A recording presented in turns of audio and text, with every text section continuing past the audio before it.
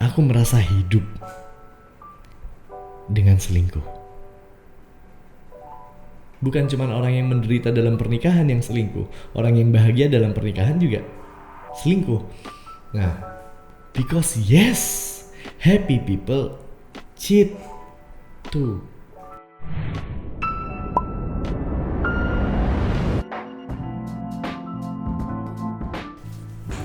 Welcome back to Blind Spot. Episode ini kita akan bahas masalah perselingkuhan. Jadi ini 18 tahun ke atas teman-teman. So sebelum dilanjut, aku mohon kebijaksanaan buat penonton, buat adik-adik. Tapi nggak apa-apa juga sih kalau di bawah 18 tahun. Siapa tahu orang tuamu selingkuh.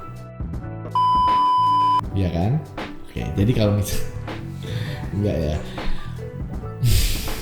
Oke, so kasihin aja ke bapakmu ya, kasihin aja ke mamamu, Pak, Ma, ini ditonton dulu sebelum mengacaukan nasib masa depanku. Oke. Kenapa aku pakai mic dan aku pegang? Karena aku tidak mau ada masalah audio lagi. Jadi aku benar-benar hang this microphone. Kalau masih ada masalah lagi, nggak usah khawatir karena ada plan B. Kalau dua mic ini masih bermasalah, berarti fix kita ada yang nyantet, ada yang pakai ilmu hitam, ada yang syirik, mungkin dari perusahaan kompetitor. Oke, so let's talk about affair atau cheating atau perselingkuhan. Selingkuh adalah tindakan atau perilaku betrayal atau apa sih betrayal tuh? Pengkhianatan. So, sejak kapan selingkuh ada? Sejak konsep pernikahan ditemukan sama manusia. Dan sejak saat itu juga pembahasan tentang selingkuh udah mulai tabu. Selingkuh terjadi di mana sih? Selingkuh terjadi di mana-mana. Cuman tidak ada satu orang yang berani, tidak ada satu korban yang berani menyampaikannya ke orang lain. Siapa pelaku selingkuh terbanyak? Cowok atau cewek? Kebanyakan orang pasti bilang cowok. Salah. Jawabannya adalah pria dewasa. Karena di statistik anak berusia 18-19 tahun yang lebih banyak selingkuh adalah yang perempuan. 13% terjadi di perempuan, 11% terjadi di perempuan, 10% di laki-laki. Probabilitasnya, datanya yang kami pakai. Tapi setelah 20 tahun ke atas, itu betul, cowok lebih banyak. Mungkin karena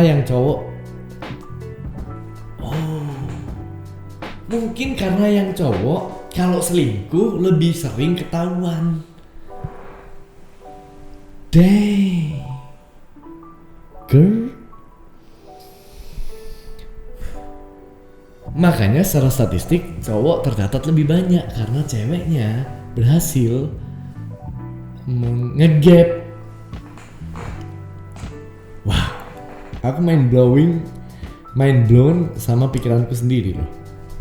Oke. So secara statistik laki-laki dewasa umur 25 ke atas emang jauh lebih besar potensinya atau jauh lebih besar secara statistik melakukan perselingkuhan dibanding perempuan. Puncaknya laki-laki selingkuh di umur 36.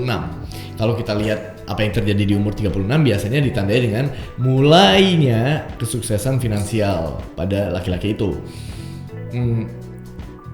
Kenapa selingkuh zaman sekarang lebih gampang dan lebih sering terjadi daripada selingkuh di era dulu? Ya karena zaman kakek kita selingkuh nggak gampang, selingkuh kan harus disembunyikan. Sedangkan dulu kalau ketemu di kondangan, paling kan di suatu desa, abis pulang bertani, bercocok tanam, misalnya zamannya kakek buyut kita. Kemudian ada kondangan, ada yang mantu datang, terus ada misal bapak kita atau kakek kita ngelihat ada istrinya orang gitu, atau masih gadis, lihat-lihatan, mau ngontak nggak ada Instagram, nggak ada nomor WA, nggak ada Tinder, ya kan, nggak ada lagi Hago. Jadi selingkuh susah. Jadi apakah orang dulu lebih setia daripada orang sekarang? Iya, karena tidak bisa atau tidak punya toolsnya. Sedangkan sekarang toolsnya ada dan berlipat ganda. Gimana kamu tahu kalau pasanganmu sekarang ini nggak selingkuh? Karena kamu rajin ngecekin HP-nya. Kamu yakin HP-nya cuma satu? Kamu yakin HP-nya cuma satu? Kamu yakin HP-nya cuma satu? Kamu yakin HP-nya cuma satu? Kamu yakin HP-nya cuma satu? Gimana kita tahu pasangan kita nggak selingkuh? Oh, karena kamu install Find iPhone, karena kamu pakai Find Friends, kamu pakai Zenly. Gimana kalau waktu dia selingkuh, ditinggal aja HP-nya, dia bilang ketiduran? Jadi selingkuh di era sekarang jauh lebih mudah daripada era dulu. Itu dulu, oke? Kita sepakatin dulu. Orang yang mengaku setia itu nggak semuanya setia. Orang yang bilang dia 10 tahun gak selingkuh bukan berarti dia setia. Siapa tahu dia emang gak punya potensi untuk selingkuh. Siapa tahu dia terlalu tidak menarik di mata lawan jenis sehingga godaannya gak ada. Sama kayak waktu di konten sebelumnya aku bilang ada orang yang mengklaim dirinya baik padahal dia lemah. Itu gak bisa. Sama kayak orang yang ngeklaim dia setia padahal dia nggak pernah mendapatkan godaan. Jadi wahai teman-teman, nggak usah pamer Anda itu loyal, Anda itu setia, nggak pernah selingkuh. Karena bisa jadi kamu nggak selingkuh bukan karena kamu setia, tapi karena emang nggak ada yang mau selain dia, selain istrimu, selain suamimu. So, setia itu hal yang sangat-sangat susah sebenarnya. Kalau ada orang datang ke aku terus bilang, Bang Hasan, aku mau cerita, temanku habis diselingkuhin. Itu aku gak kaget. Tapi kalau ada orang bilang, Bang Hasan, aku mau cerita, temanku atau pamanku atau orang tuaku 40 tahun menikah tidak selingkuh sama sekali. Itu aku kaget. Loh, kok bisa orang setia? Kok bisa? Padahal selingkuh udah semudah itu sekarang. Oke, kita tanya, yang termasuk selingkuh itu apa? Chattingan sama orang lain, teleponan sama orang lain, punya aplikasi dating apps like Tinder atau Grindr buat yang LGBT, atau flirting, ngerayu teman kantor misal, bercandaan tapi ngerayu, tapi mepet-mepet, hal-hal yang mesum gitu, ketawa-ketawa. Apakah itu termasuk selingkuh? Atau hubungan tanpa feeling, misal one night stand, atau kepijat plus, pakai PSK tanpa feeling, nggak selingkuh dong? Atau gimana? Atau gini deh, nonton video porno, selingkuh nggak? Gimana kalau imajinasimu? Kamu membayangkan kamu berhubungan dengan orang lain, termasuk selingkuh nggak? So, untuk jadi setia, it's not that easy, pal. Aku paling geram melihat orang yang suka ngaku-ngaku setia. It's not that easy. Aku gak kaget waktu orang selingkuh, aku kaget waktu melihat orang setia. That you need to take note. Anyway, ada 4 faktor sejauh yang aku tahu. Masih banyak faktor lain mungkin di luar sana. Tapi sejauh yang aku tahu, aku analisa ada 4 perspektif yang bisa berperan dalam perselingkuhan. Yang pertama adalah finansial. Di dalam penelitian, laki-laki yang memiliki income jauh lebih tinggi daripada pasangannya atau pada pasangan yang tidak bekerja memiliki kecenderungan untuk selingkuh yang meningkat. Oke? Stay home dad, suami rumah tangga, bapak rumah tangga juga memiliki probabilitas selingkuh yang meningkat. Jangan-jangan emang masalahnya di cowok. Tunggu dulu, cewek juga ada, tapi aku nggak usah sebutin karena cewek benar, kita aja yang salah. Lanjut, satu-satunya masalah keuangan yang menurunkan probabilitas, menurunkan resiko perselingkuhan terjadi adalah ketika income laki-laki dan perempuan seimbang. And that's a fact that based on research. Itulah kenapa aku selalu bilang aku pro wanita karir. Dan aku benci pada laki-laki yang melarang istrinya untuk bekerja padahal dia mau bekerja. Kalau istrinya emang mau jadi ibu rumah tangga dan gak bekerja, gak apa-apa, itu hak dia. Tapi kalau istrinya mau bekerja dan dilarang, itu aku benci sekali ke cowok kayak gitu. Karena how dare you assume, betapa beraninya kamu berasumsi bahwa kamu gak akan selingkuh. Atau betapa beraninya kamu berasumsi bahwa kamu berumur lebih panjang sehingga waktu kamu meninggal dia juga udah gak ada tanggungan karena dia juga udah gak ada.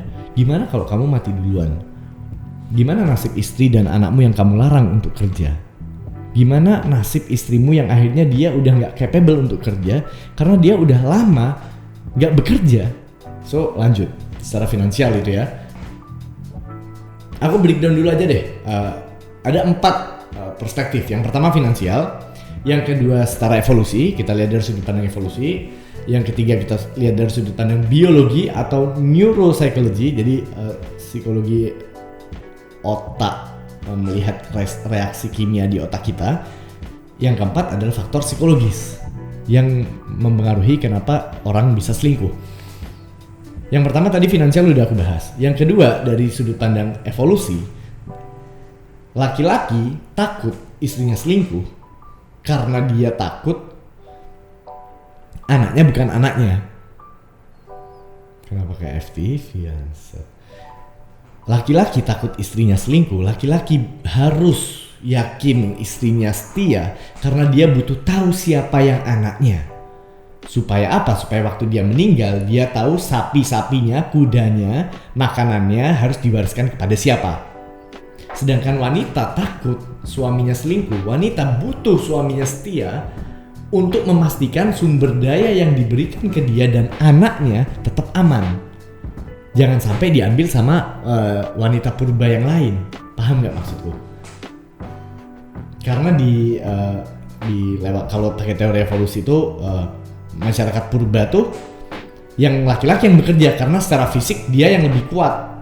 Dan dia yang memutuskan untuk melawan hewan-hewan buas untuk berburu dan lain-lain. Sedangkan wanita menjaga anaknya karena hubungan ibu dan anak itu lebih kuat dan ibu secara fisik lebih vulnerable dalam tanda kutip sehingga wanita memutuskan untuk nurture anaknya.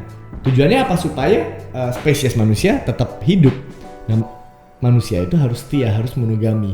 Dari perspektif yang berikutnya, dari neurobiology, neuropsychology, kimia di otak kita. Teman-teman, kepala kita tuh ada hipotalamus, bagian di otak kita namanya hipotalamus. Dia bagian memproduksi hormon. Kalau kita stres, hormon kortisol, hormon adrenalin diproduksi dan kita nggak bisa berpikir bersih, jernih atau berpikir nalar kita tiba-tiba menurun. Itu karena di kepala kita banjir hormon kortisol. Nah, hormon tuh ada banyak. Hormon yang namanya dopamin, hormon yang namanya oksitosin, vasopresin, itu yang mau aku bahas di masalah perselingkuhan. Jadi di otak manusia ada yang namanya hormon yang membuat kita merasa nikmat atau senang, happy, puas. Dan hormon itu adalah hormon dopamin. Hormon dopamin akan tersimulasi ketika kita makan makanan yang kita suka, makan makanan yang nikmat, rokok menstimulasi dopamin, alkohol menstimulasi dopamin, judi menstimulasi dopamin, dan juga orgasme menstimulasi dopamin. Itulah kenapa orang yang memiliki dopamin reseptor yang lebih banyak, reseptor tuh penerima hormon dopamin. Jadi ada orang yang emang dia bisa menampung banyak hormon dopamin sehingga dia suka merasakan kenikmatan. Dan orang yang punya hormon dopamin alil gen, secara gen ada alil, segitulah intinya. Orang yang bisa menampung lebih banyak hormon dopamin akan lebih mudah cenderung untuk jatuh ke hal-hal yang sifatnya adiktif, kayak makan makanan berlebih, terus judi, kecanduan rokok, kecanduan narkoba, dan kecanduan seksual. Bisa jadi kecanduan pornografi. Itu bisa jadi dipengaruhi oleh gen di otak kita, reseptor dopamin kita. Yang kedua, ada juga pengaruh dari hormon vasopresin yang rendah. Hormon vasopresin itu hormon yang bikin kita trust ke orang lain, yang biasanya muncul ketika kita pelukan dengan pasangan kita, dengan orang tua kita. Hormon yang membuat kita bisa percaya ke orang lain dan dipercaya dengan orang lain ini akan berperan penting dalam perselingkuhan. Karena kalau itu rendah, maka kecenderungan kita untuk selingkuh naik. Sesederhana itu. Jadi teman-teman, affair atau perselingkuhan, pengkhianatan ini nggak sesederhana yang kita pikirkan, bahwa kalau ada orang selingkuh ya dia bangsat. Iya emang, tapi tunggu, kita coba menyelam lebih dalam dulu. Karena perselingkuhan nih yang secara universal kita tabu, dimanapun mau ngomongin selingkuh itu tabu, sehingga banyak korban itu takut untuk speak up bahwa dia adalah korban perselingkuhan. Dia pendam sendiri, akhirnya dia depresi dan sebagainya. Tapi yang paling dilakukan secara universal. Makanya pendidikan tentang cheating atau perselingkuhan itu juga harus kuat. Awareness tentang selingkuh itu harus kuat. Why do we cheat? Kenapa kita selingkuh? Kenapa orang bahagia selingkuh? Like why? Yang terakhir adalah secara psikologis. Kenapa manusia selingkuh? Kenapa orang yang udah happy di hubungannya selingkuh? Kurangnya apa? Pasti kamu sering bertanya ketika ngelihat seseorang yang misal public figure, yang kayaknya udah happy tapi tiba-tiba wow mereka selingkuh. Wow, artis itu sampai bikin video dan itu selingkuh. Kok bisa? Udah punya kayak gitu, kok bisa selingkuh? Because yes, happy people cheat too. Bukan cuma orang yang menderita dalam pernikahan yang selingkuh, orang yang bahagia dalam pernikahan juga selingkuh. Nah, kalau mau tahu kenapa alasan orang selingkuh secara psikologis, di dalam jantung perselingkuhan itu terdapat teriakan atau kerinduan kita terhadap kebebasan, teriakan dan kerinduan kita terhadap sesuatu yang baru, mengenal orang lain, emotional connection, koneksi yang kuat dengan orang lain. Siapa tahu pasangan kita udah tidak memenuhi kebutuhan kita itu, udah mulai nggak peduli, udah mulai nggak ngobrol. Kebutuhan kita yang dipenuhi dalam selingkuh juga adalah kebutuhan untuk menjadi orang yang baru. Karena dengan pasangan kita bisa aja kita punya karakter tertentu gitu kan. Kita orangnya sopan, gadis baik-baik, istri soleha. Tapi dengan selingkuh, kamu bisa menjadi orang dengan orang yang berbeda, seakan 180 derajat. Karena dia nggak kenal kamu, kamu bisa memakai personamu yang baru dan itu memberikan rasa yang nikmat buat diri kita. Dari banyaknya orang yang cerita ke aku waktu aku tanya tentang kenapa mereka selingkuh, kebanyakan mereka semua ngomong satu hal yang sama. I feel alive. Aku merasa hidup dengan selingkuh. And that's a fact. Itu fakta. Mau se-fucked apapun kenyataan itu fakta. So we have to understand this.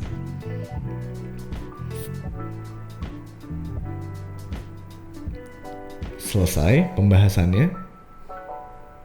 Sekarang aku mau menyampaikan kalian dampak pada korban yang diselingkuhi. Orang yang diselingkuhi itu bukan cuma sakit hati, bukan cuma patah hati, bukan cuma shock, tapi mereka akan mengalami fase di hidup mereka yang namanya chaos. Hancur semuanya, kacau semuanya. Yang awalnya aku tahu aku ini siapa, aku bisa apa, yang membuat aku percaya diri apa, aku di mana, aku aman bersama siapa, aku bisa percaya pasanganku. Tiba-tiba hanya dalam 1 detik momen ketika kita nge-gap pasangan kita selingkuh, semuanya hancur. Everything crumbles. Orang yang menjadi korban perselingkuhan seringkali melaporkan bahwa mereka kehilangan jati diri, mereka kehilangan kepercayaan diri, mereka kehilangan trust, mereka gak bisa percaya orang lain. Bayangkan suaminya atau istrinya yang sebaik itu sama dia, semengerti itu tentang hidupnya, mengkhianati, apalagi orang lain. orang yang pernah diselingkuhi itu kayak orang yang rumahnya dirampok, yang setelah itu semua isi di dalam rumahnya yang dia tahu posisi-posisinya, posisi kunci, posisi kulkas, posisi lemari, tiba-tiba diacak-acak, dihancurkan, dan semuanya dibawa pergi. Rumah dalam arti diri sendiri itu, tubuh kita telah hilang, telah dirampas oleh orang yang sangat kita percaya. Makanya pengkhianatan itu menurutku adalah perilaku buruk yang paling buruk. Karena yang menyakiti kita adalah orang yang paling kita percaya. So, ada orang yang 5 tahun menjadi survivor perselingkuhan, ada orang yang 10 tahun menjadi survivor, yang kemudian hubungan mereka membaik dengan suaminya, dengan istrinya. Tapi ada juga yang setelah diselingkuhin mereka cerai, tapi bertahun-tahun gak bisa memaafkan. Banyak. So, why do we cheat?